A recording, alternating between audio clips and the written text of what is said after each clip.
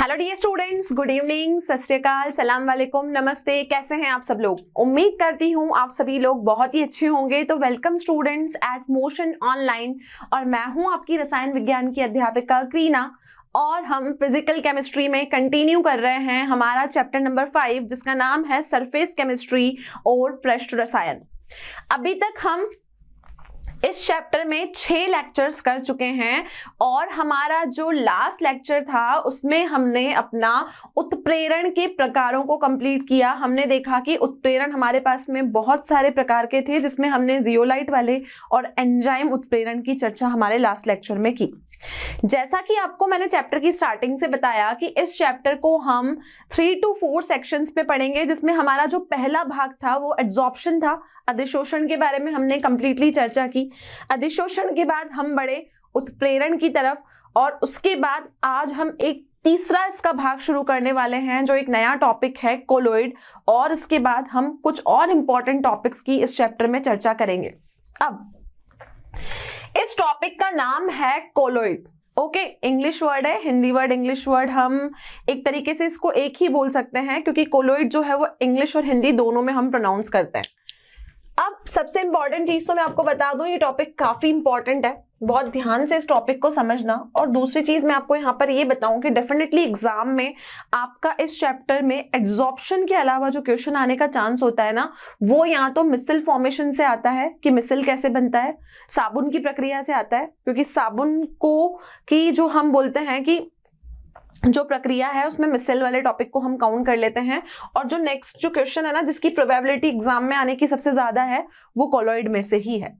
ठीक है, अब कोलोइड को शुरू करने से पहले सबसे पहले मैं विलयनों की बात कर लेती हूँ। ठीक है, आपने विलयन मतलब होता है सॉल्यूशन, इसके बारे में बहुत बार हमने चर्चा की है।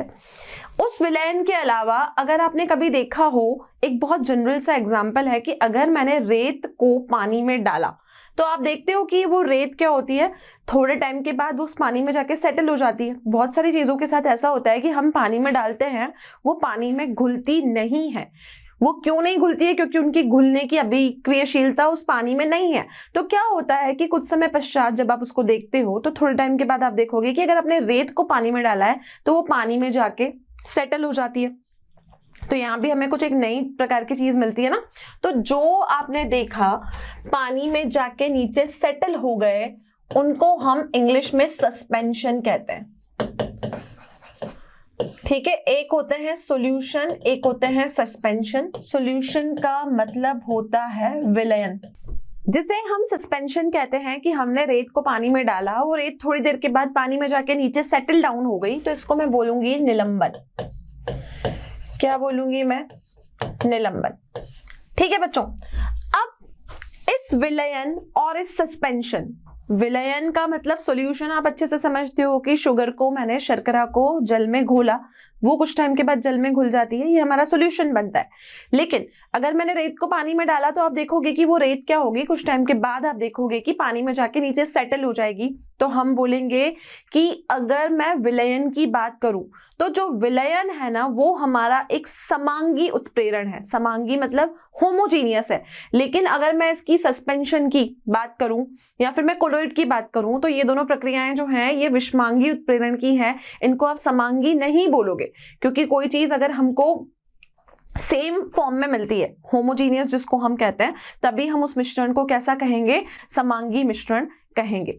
तो निलंबन का मतलब हुआ सस्पेंशन, सॉल्यूशन का मतलब हुआ यहाँ पर विलयन। और हमने ये बोला कि जो हमारा सॉल्यूशन है वो कैसा उत्प्रेरण है? वो आपका एक समांगी उत्प्रेरण होता है, या विलयन को हम समांगी विलयन कहते हैं। लेकिन इसको हम समांगी नहीं कह सकते, इसको हमको हेट्रोजीनियस बोलना पड़ेगा, इसको हमको विषमांगी विलयन बोलना पड़ेगा। क्लियर? अब इस विलयन और इस निलंबन के बीच में एक पृथक अवस्था आती है, और उस पृथक अवस्था को, उस वृहत समूह को हम कहते हैं कोलोइड परिक्षेपण, या फिर सिंपल भाषा में कोलोइड भी बोल सकते हैं। तो हम बोलेंगे यहां पर विलयन एवं निलंबन के बीच की अवस्था, ठीक है, इन दोनों के बीच की एक अवस्था होती है, उन दोनों के बीच की जो अवस्था होती है उस बीच की अवस्था को हम क्या कहते हैं? या तो हम इसको कोलॉइड कहते हैं या फिर इसको हम कोलॉइड परिक्षेपण भी कहते हैं।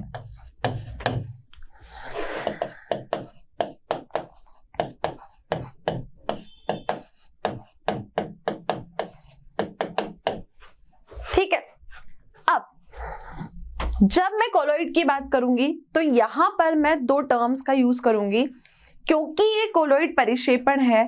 कोलॉइड जो होती है वो अवस्था सस्पेंशन और सॉल्यूशन के बीच में हमने इसकी एक कैटेगरी काउंट की है। तो अगर हम इसके पार्टिकल की साइज की बात करेंगे तो इसके पार्टिकल का साइज 1 से लेके 1000 नैनोमीटर तक होता है। नैनोमीटर का मतलब होता है 10⁻⁹।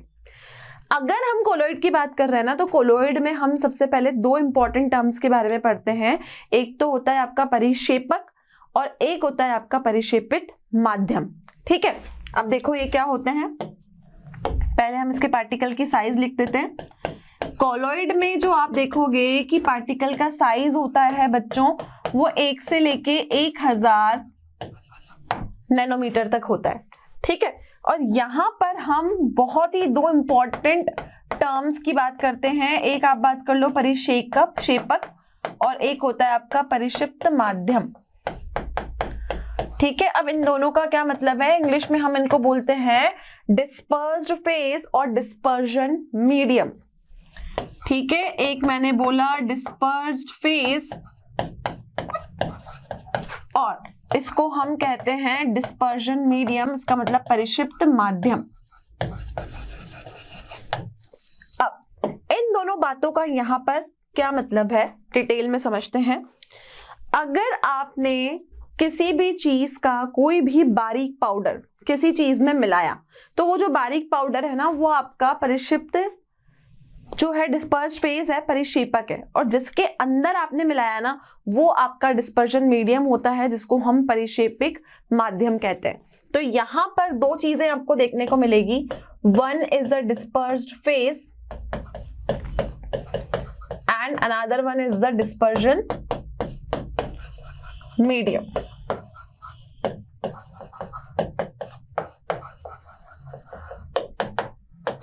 एक आपको डिस्पर्स्ड फेज देखने को मिला, एक आपको डिस्पर्जन मीडियम यहां पर देखने को मिलता है। तो डिस्पर्स्ड फेज का मतलब ये है कि अगर आपने किसी चीज का कोई पाउडर किसी चीज में घोला है, तो वो जो पाउडर है ना, वो आपका डिस्पर्स्ड फेज है, और जिस चीज के अंदर जाके वो घुलता है वो आपका डिस्पर्जन मीडियम होता है। तो इसको हम बोल सकते हैं परिक्षेपक या परिक्षिप्त, और इसको हम बोलेंगे परिक्षिप्त माध्यम, क्योंकि ये मीडियम है इसलिए इसको माध्यम बोलना पड़ेगा। ठीक है, एक डेली लाइफ का बहुत सिंपल एग्जांपल लेके हम कोलॉइड को या कोलॉइड परिक्षेपण को समझते हैं। और ये तो हम समझ चुके कि यहाँ पर जो पार्टिकल का साइज होता है 1 से 1000 नैनोमीटर के बीच में होता है। सस्पेंशन और सॉल्यूशन के बीच में कोलॉइड आपका आता है। और कोलॉइड परिक्षेपण जो है वो कैसी अभिक्रिया है? वो आपकी एक विषमांगी अभिक्रिया है, या फिर मैं बोलूंगी ये विषमांगी उत्प्रेरण का केस है, समांगी उत्प्रेरण ये नहीं है। ठीक है, उदाहरण की बात करते हैं। एक बहुत जनरल सा एग्जाम्पल हम अपनी डेली लाइफ से लेके चलते हैं कि आपने देखा कि हमने हमारे एटमॉस्फेयर में, हमारे वातावरण में ये देखा कि गैस में कुछ ना कुछ स्मोक के पार्टिकल्स हैं। ठीक है, धुएं के पार्टिकल हैं। या फिर आप एक जनरल एग्जांपल ले सकते हो कि आपने शेविंग क्रीम देखी। ठीक है, शेविंग क्रीम में देखते हो आप कि शेविंग की जो क्रीम होती है हमारे पास में, जहाँ जो हमारा फेस वॉश होता है, उसमें हमारे पास में गैस के छोटे छोटे से बबल्स होते हैं। ठीक है, अब अगर मैं हमारे एनवायरनमेंट में गैस में स्मोक की बात करूं, तो स्मोक के पार्टिकल्स क्या हैं? सॉलिड है, और वो किसके अंदर है? गैस के अंदर है। तो बच्चों, जो स्मोक के पार्टिकल हो गए वो हो गए आपके डिस्पर्स्ड फेज, और जो गैस है ना, वो क्योंकि गैस के अंदर घुले हुए हैं, उनको हम बोलेंगे डिस्पर्जन मीडियम। इसी तरह अगर मैं फेस वॉश या हमारी शेविंग क्रीम की बात करूं, तो उसमें जो फॉर्म है वो फॉर्म कैसी है? सॉलिड है, गैस के अंदर डिस्पर्स्ड है। तो जिस माध्यम के अंदर वो घुला हुआ होगा उसको हम परिक्षिप्त माध्यम कहेंगे, और जो चीज हम घोलेंगे उसको हम परिक्षिप्त या परिक्षेपक दोनों में से कोई भी टर्म्स यहाँ पर प्रोनाउंस में ले सकते हैं। तो आपके आसपास आप बहुत सारे उदाहरण देखते हो, जैसे कि हो गई आपकी फॉर्म, जैसे हो गया आपका जेमस्टोन, ठीक है, जैसे मैं बात करूं दूध की, मिल्क, ये सारे क्या हैं, ये सारे आपके आसपास के कोलोइडल सॉल्यूशन हैं। और ये कोलोइडल सॉल्यूशन हमारे पास में बहुत सारी कैटेगरीज में होते हैं, सिर्फ एक ही चीज कोलोइड नहीं है जो मैंने यहाँ पे लिखी है, बहुत सारे अन्य उदाहरण ऐसे हैं आपके आसपास जो आपके कोलोइड के उदाहरण हैं। क्लियर है? अब यहाँ पर कोलोइड और कोलोइड को समझने के बाद यहाँ पर दो टर्म्स भी आप समझ चुके हैं कि परिक्षेपित क्या होता है और परिक्षेपित माध्यम क्या होता है। हम ये देखेंगे कि कोलोइड के प्रकार कौन कौन से होते हैं।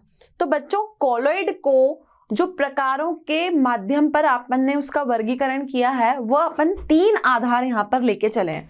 तो देखो कोलोइड्स का हमने वर्गीकरण कैसे किया। नेक्स्ट टॉपिक है आपका टाइप्स ऑफ कोलोइड, मतलब कोलोइड के प्रकार।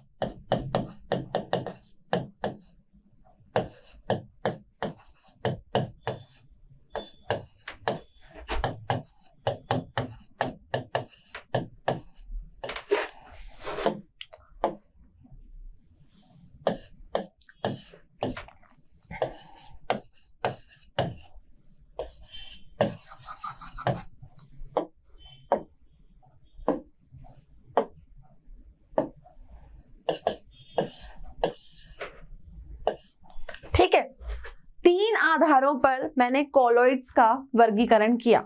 अब यहाँ पर प्रकार को 3 कैटेगरीज में हमने इसको विभाजित किया है। अब वो किस किस आधार पर है देखो। एक होता है आपकी जो परिक्षेपित व्यवस्था होती है, परिक्षेपित प्रवस्था मतलब आपका डिस्पर्स्ड फेज, एवं परिक्षिप्त माध्यम डिस्पर्जन मीडियम।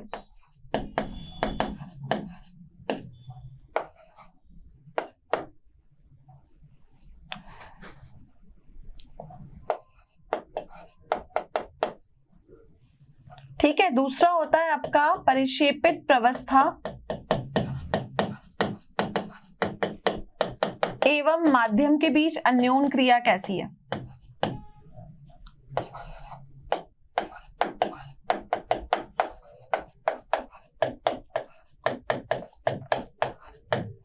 और तीसरा हमारा क्या होता है कि आपका जो परिक्षेपित प्रवस्था है, परिक्षिप्त प्रवस्था है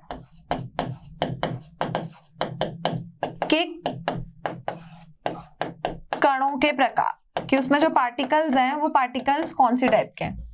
ठीक है, तो परिक्षिप्त प्रवस्था या परिक्षिप्त आप उसको कह रहे हो तो उसका मतलब डिस्पर्स्ड फेज है, और परिक्षिप्त माध्यम आप कह रहे हो तो माध्यम का मतलब है कि वहां पर डिस्पर्जन मीडियम कैसा है। तो पहला आपका जो टाइप है कोलोइड के वर्गीकरण में, वो हम पढ़ेंगे कोलोइडों का वर्गीकरण उनके परिक्षिप्त प्रवस्था एवं परिक्षेपण माध्यम की भौतिक अवस्था के आधार पर, दूसरा उनकी अन्योन क्रिया की प्रकृति कैसी है, और तीसरा जो परिक्षिप्त प्रवस्था के कणों के प्रकार हैं उनमें प्रकार कौन से हैं, इसका मतलब वो बहुआण्विक हैं, बृहद आणविक हैं तथा सहचारी कोलोइड है, मतलब माइक्रो हैं, मैक्रो हैं, या फिर वो दोनों कंबाइंड फॉर्म में है। क्लियर? 3 कैटेगरीज में कोलोइड्स का डिस्कशन करेंगे। पहली कैटेगरी ये है कि डिस्पर्स्ड फेज और डिस्पर्जन मीडियम। डिस्पर्स्ड फेज का मतलब हुआ परिक्षिप्त प्रवस्था, डिस्पर्जन मीडियम परिक्षेपण माध्यम, उनके बीच में भौतिक अवस्था कैसी है। भौतिक अवस्था का मतलब उनकी फिजिकल स्टेट कैसी है, सॉलिड है, लिक्विड है या फिर गैस है। दूसरा परिक्षेपण प्रवस्था और परिक्षेपण माध्यम के बीच में जो अन्योन क्रिया हो रही है उसकी प्रकृति कैसी है। ठीक है, और लास्ट आपका है कि जो आपकी परिक्षिप्त प्रवस्था है उसमें आपके कणों के आकार कैसे हैं। कणों का आकार मतलब कणों का प्रकार, कि वो माइक्रोमोलिक्यूलर है, मैक्रोमोलिक्यूलर है या फिर कंबाइंड फॉर्म में है, वो बहुआण्विक है, बृहद आणविक है या फिर सहचारी है। इतना क्लियर बच्चों? तो 3 कैटेगरीज में आज हम कोलोइड्स का डिस्कशन करेंगे। तो हमारी जो पहली कैटेगरी है वो देखिए क्या है। पहली कैटेगरी है कि परिक्षिप्त प्रवस्था और परिक्षेपण माध्यम के बीच में भौतिक अवस्था के आधार पर उसका वर्गीकरण। अब जैसा कि मैं भौतिक अवस्था की बात कर रही हूं, तो भौतिक अवस्था का क्या मतलब हुआ? भौतिक अवस्था मतलब हुआ यहाँ पर कि वो सॉलिड है, लिक्विड है या गैस है, मतलब वो ठोस है, द्रव है या फिर गैस है। तो जब आप बात करोगे तो यहां पर आप तीन चीजें लेके चलोगे, सॉलिड, लिक्विड और गैस। तो हम बात करेंगे कि वो ठोस है, वो द्रव है या फिर वो गैस है। ठीक है, अब यहां पर दो चीजें आपको देखने को मिलेगी। एक होगा आपका डिस्पर्स्ड फेज, एक आपका होगा डिस्पर्जन मीडियम। ठीक है, डिस्पर्स्ड फेज का मतलब क्या हुआ? आपकी परिक्षिप्त प्रवस्था, परिक्षिप्त प्रवस्था।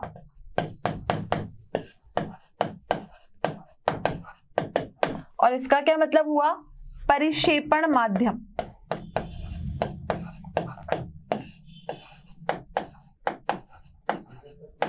ये हुई प्रवस्था, ये हो गया आपका माध्यम। अब क्या हो सकता है कि जो डिस्पर्स्ड फेज है ना, वो आपका सॉलिड सॉलिड हो सकता है। इधर आप मीडियम में देखोगे तो उसके साथ लिक्विड हो सकती है, एक बार सॉलिड हो सकता है, इसके साथ गैस हो सकता है। ऐसे ही इधर लिक्विड हो सकता है, उधर सॉलिड और गैस हो सकता है, इधर गैस हो सकता है, उधर सॉलिड और लिक्विड हो सकता है। तो फेज और मीडियम जो हो सकते हैं वो आपके चेंज होते हो सकते हैं। अब हम देखेंगे कि अगर प्रवस्था और परिक्षेपण माध्यम क्या है तो आपको किस तरीके का कोलॉइड यहाँ पर प्राप्त होगा। तो इसके लिए हमारी एनसीईआरटी बुक में एक टेबल गिवन है, तो उस टेबल में आप देख सकते हो ये प्रवस्था है, ये प्रवस्था है, ये माध्यम है, और आपको बता रखा है कि कोलॉइड का जो प्रकार होगा बच्चों वो किस तरीके से होगा। ठीक है, तो देखो सबसे पहले किसकी बात की है? डिस्पर्स्ड फेज की, कि परिक्षिप्त जो होगा उसकी प्रवस्था कैसी होगी। प्रवस्था का मतलब उसकी स्टेट कैसी होगी। दूसरा होता है परिक्षेपण माध्यम, माध्यम का मतलब कि जो डिस्पर्जन मीडियम है वो कैसा होगा। तो ये तो हो गया इसका डिस्पर्स्ड फेज, ये हो गया डिस्पर्स्ड मीडियम, और यहाँ पे पता पड़ेगा कि कोलॉइड का प्रकार कैसा है, तो उसके हिसाब से ही कोलॉइड का प्रकार होता है और उसके कुछ उदाहरण आपको गिवन है।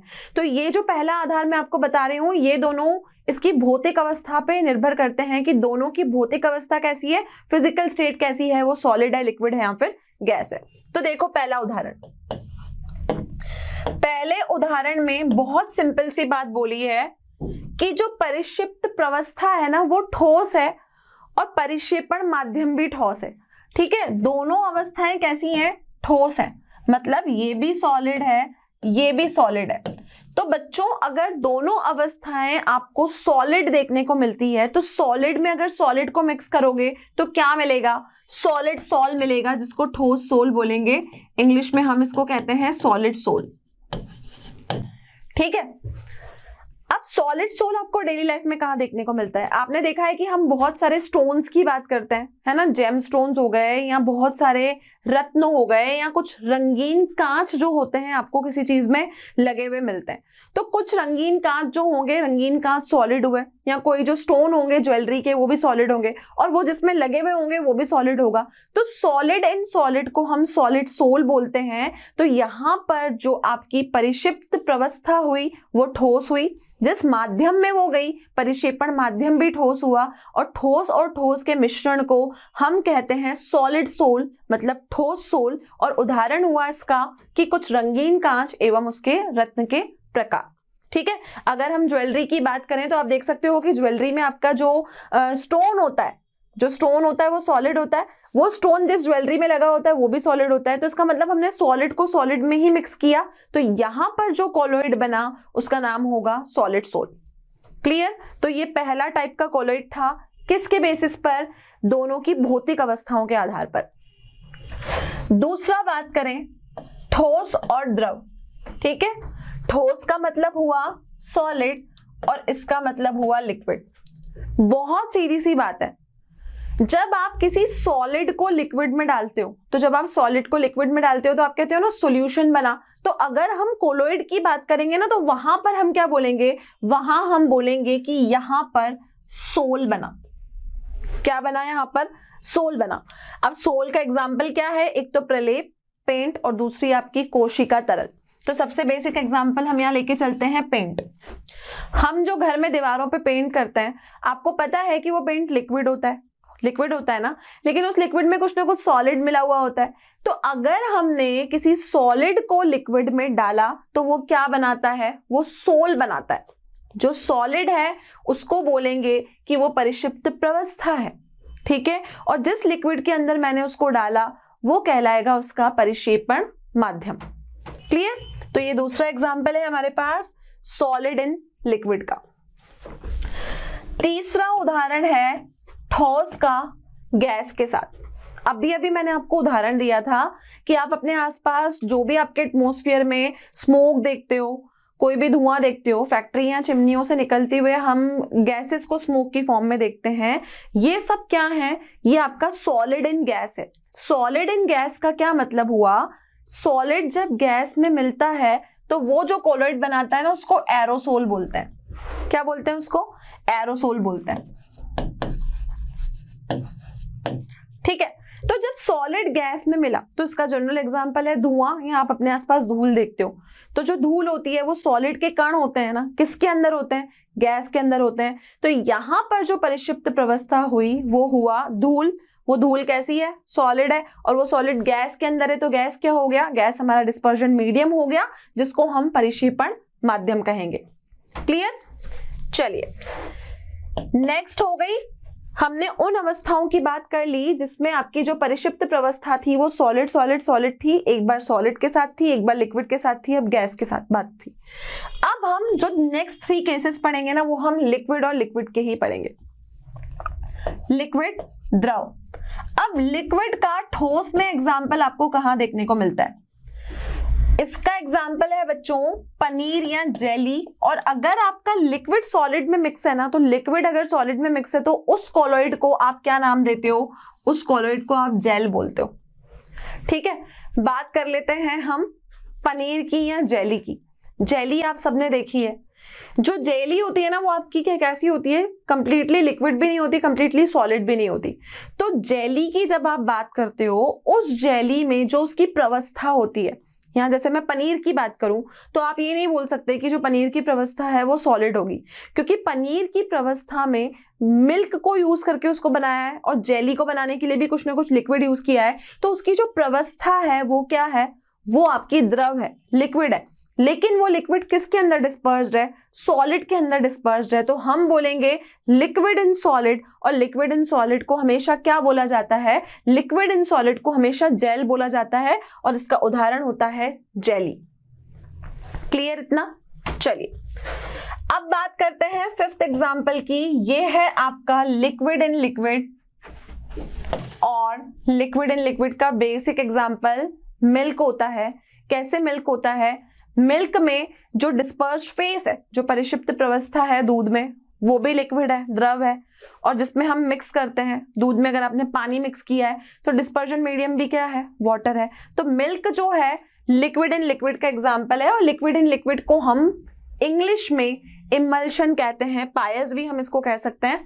तो अगर हम दूध की बात करें, मक्खन की बात करें, या बालों में लगाने वाली क्रीम की बात करें जिसको हम हेयर जेल बोलते हैं, तो हेयर जेल हमारा क्या है?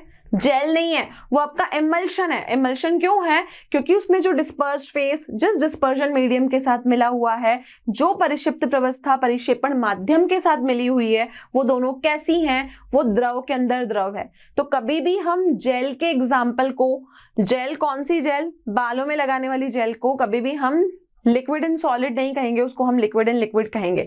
लेकिन अगर हम जेली की बात करेंगे तो जेली जेल का फॉर्म होती है, तो उसको हम लिक्विड इन सॉलिड कहेंगे। लेकिन बालों में लगाने वाली क्रीम, दूध को और मक्खन को हम इमल्शन में काउंट करते हैं, पायस में काउंट करते हैं, और उनको हम हमेशा कहते हैं कि द्रव ही द्रव में मिला हुआ है। तो that's why it is called liquid in liquid. Clear? चलिए नेक्स्ट है आपका 6ठा उदाहरण द्रव गैस में। अब लिक्विड गैस में मिला हुआ होता है तो उसको हम एरोसोल कहते हैं। अब बच्चों यहां पर एक चीज ध्यान रखना, एरोसोल आपने 2 चीजों के लिए प्रोनाउंस किया। एरोसोल हम 2 चीजों को बोलते हैं। किन दो चीजों को अगर सॉलिड गैस में मिली हुई है तो भी हम उसको एरोसोल बोल रहे हैं, और लिक्विड गैस में मिली हुई है तो भी उसको हम एरोसोल बोल रहे हैं। अगर सॉलिड गैस में मिली हुई है तो उसका बेस्ट एग्जांपल है हमारे आसपास का धुआं, और अगर लिक्विड गैस में मिली हुई है तो लिक्विड अगर गैस में मिली हुई है तो बच्चों जो आप धुंध, कोहरा या अपने आसपास बादल का बनना देखते हो, या आप कोई भी कोई कीटनाशक स्प्रे देखते हो, ये सब क्या है, ये सब आपके लिक्विड एंड गैस हैं। तो एरोसोल हम सॉलिड टू गैस को भी बोलेंगे और लिक्विड टू गैस को भी बोलेंगे, लेकिन यहाँ पे जो परिक्षेपण माध्यम है वो कौन है, परिक्षेपण माध्यम गैस है, और सॉलिड और लिक्विड आपके क्या है, ये दोनों आपकी यहाँ पर परिक्षिप्त प्रवस्थाएं हैं। क्या है ये दोनों परिक्षिप्त प्रवस्थाएं हैं, और ये दोनों जो हैं ये आपके कौन है, ये दोनों आपके परिक्षेपण के माध्यम है। तो क्या ध्यान रखना है कि अगर ठोस गैस में मिक्स है तो भी वो एरोसोल है, और लिक्विड अगर गैस में मिक्स है ना तो वो भी आपका एरोसोल है। क्लियर? चलिए, ये खत्म हो गई यहाँ पर लिक्विड की बात कि लिक्विड परिक्षिप्त प्रवस्था में कब कब होगी। अब हम गैस की बात करेंगे, गैस एंड सॉलिड। ठीक है, गैस एंड सॉलिड को भी हम सोल बोलते हैं। कहाँ देखने को मिलेगा गैस एंड सॉलिड? अगर आपने प्यूमिक स्टोन देखा है, जो हम देखते हैं कि नहाने के टाइम पे हमारे पास में एक ग्रे कलर का पत्थर होता है जिसको हम प्यूमिक स्टोन कहते हैं, या फिर आपने फोम रबर देखा है, उसमें बच्चों गैस जो होती है वो डिस्पर्स होती है सॉलिड के ऊपर, इसको भी हम सोल कहते हैं, ठोस सोल, और इसका एग्जाम्पल है हमारा प्यूमिक स्टोन। नेक्स्ट है gas and liquid. Gas and liquid को फोम बोला जाता है, और ये फोम आपको कहाँ देखने को मिलता है, फेंटी गई क्रीम में और साबुन के झाग में। अब साबुन के झाग में हम क्या देखते हैं, साबुन के झाग में हम देखते हैं कि गैस जो है वो लिक्विड के ऊपर डिस्पर्स्ड है, मतलब यहाँ पर जो फेज है ना उसका डिस्पर्स्ड फेज, मतलब उसकी परिक्षिप्त प्रवस्था वो गैस है, लेकिन माध्यम कौन है, माध्यम आपका लिक्विड है। तो गैस एंड लिक्विड को हम फोम बोलते हैं, और फोम का बेसिक एग्जांपल है हमारे साबुन की झाग, सोप की फोम। क्लियर? तो ये हुआ कि गैस, लिक्विड और सॉलिड में कैसे डिस्पर्स होती है। अब यहाँ पर आपने सॉलिड, लिक्विड के तीन उदाहरण तीनों के साथ देखे, लेकिन हमारे पास गैस का गैस में मिक्स होने का कोई उदाहरण नहीं है, क्योंकि गैस में गैस मिक्स हो जाएगी तो वो एक ही माध्यम हो जाएगा, वहां पर हम बोलेंगे कि कोई कॉलॉइड नहीं है। तो हमारे एटमोस्फियर में जितनी भी गैसेस है ना, अगर तो नाइट्रोजन, ऑक्सीजन, कार्बन डाइऑक्साइड सब हमारे एक ही एनवायरमेंट में है, तो हम बोलेंगे कि वो कैसा मिश्रण है, वो गैस का गैस में मिश्रण है। क्लियर है बच्चों? तो ये थे आपके कुछ कॉलॉइड के उदाहरण जिसमें हमने परिक्षिप्त प्रवस्था और परिक्षेपण माध्यम की बात की, और ये दोनों किसके ऊपर डिपेंड थे, ये दोनों उसकी भौतिक स्थिति के ऊपर डिपेंड थे। क्लियर है? तो परिक्षिप्त प्रवस्था और परिक्षेपण आपका माध्यम, दोनों के हिसाब से आपके पास में कॉलॉइड कितने प्रकार के हो गए, ये प्रकार हुए हमारे पास में 8। ठीक है, 8 प्रकार कैसे हुए? Solid in solid, solid in solid को क्या बोलेंगे, सोल बोलेंगे। सॉलिड इन लिक्विड को सोल बोलेंगे। सॉलिड इन गैस को एरोसोल बोलेंगे। लिक्विड इन सॉलिड को जेल बोलेंगे। लिक्विड इन लिक्विड को इमल्शन बोलेंगे। लिक्विड इन गैस को एरोसोल बोलेंगे। गैस इन सॉलिड को सोल बोलेंगे, और गैस इन लिक्विड को क्या बोलेंगे, गैस इन लिक्विड को फॉर्म बोलेंगे, और गैस इन गैस हमारे पास में कोई प्रकार नहीं होता। तो ये हुआ कॉलॉइड का प्रकार, किसके बेसिस पर, डिस्पर्स फेज और डिस्पर्जन मीडियम की फिजिकल स्टेट के बेसिस पर, उनकी भौतिक अवस्था के आधार पर। क्लियर? चलिए आगे बढ़ते हैं हम कि परिक्षिप्त प्रवस्था और परिक्षेपण के माध्य के बीच की अन्योन क्रिया की प्रकृति कैसी है, उस पे आज के आधार पर हमारा वर्गीकरण कैसा होगा। ठीक है, तो अब हम देखेंगे कि यहां पर जो इनके बीच अन्योन्य क्रिया हुई, जो अन्योन्य क्रिया हुई कि अन्योन क्रिया हुई तो उसकी प्रकृति कैसी है। अन्योन क्रिया की प्रकृति पर यह निर्भर करेगी कि जो क्रिया हुई है उसके हिसाब से आपका जो परिक्षिप्त अवस्था और परिक्षिप्त माध्यम है, उन दोनों के बीच में जो क्रिया हुई है उसके आधार पर हम क्या बोलेंगे कि कोई भी अन्योन क्रिया के आधार पर हम बताएंगे कि कॉलॉइड किस तरीके का है। तो बच्चों जब अन्योन क्रिया की आप प्रकृति की बात करते हो ना, तो अभी मैंने आपको जो कॉलॉइड बताया उसमें से हम जो सोल, जेल और इमल्शन, इनको हम जनरली अधिकतर पढ़ते हैं। कौन सी 3 कैटेगरी पढ़ते हैं? एक हम अधिकतर सोल की बात करते हैं, दूसरा हम जेल की बात करते हैं और तीसरा हमेशा हम इमल्शन की बात करते हैं। हम हमेशा इन तीनों की ही चर्चा हमेशा करते हैं कि जब हम कोई भी, आप देखोगे कि कोई भी माध्यम या कोई भी प्रवस्था के बीच में हम अन्योन क्रिया करवाएंगे तो इन तीनों की हम हमेशा बात करते हैं। अब आप जानते हो कि जो आपका डिस्पर्जन मीडियम होता है, डिस्पर्जन मीडियम मतलब क्या हुआ, ये जो आपका परिक्षेपण का माध्यम है, क्या है, परिक्षेपण का माध्यम। इस परिक्षेपण के माध्यम के हिसाब से अगर कोई चीज आपका माध्यम लिक्विड है, क्योंकि अधिकतर माध्यम कौन होता है, माध्यम हमेशा द्रव होता है, मतलब लिक्विड होता है। तो बच्चों अगर आपने liquid as a dispersion medium लिया है और अगर आप उसमें कोई भी चीज मिला रहे हो तो आप उसको बोलते हो हाइड्रासोल या एक्वासोल, क्योंकि एक्वा का मतलब क्या होता है, पानी होता है। तो आपने कोई भी सोल बनाया, उस सोल में अगर आपका ये परिक्षेपण माध्यम डिस्पर्जन मीडियम ये कौन है, लिक्विड है, डिस्पर्जन मीडियम कौन है, लिक्विड है, तो उसको आप क्या बोलते हो, उसके लिए आप एक टर्म यूज करते हो कि उसको हम बोलेंगे हाइड्रोसोल या फिर हम उसको बोलेंगे एक्वासोल। क्लियर।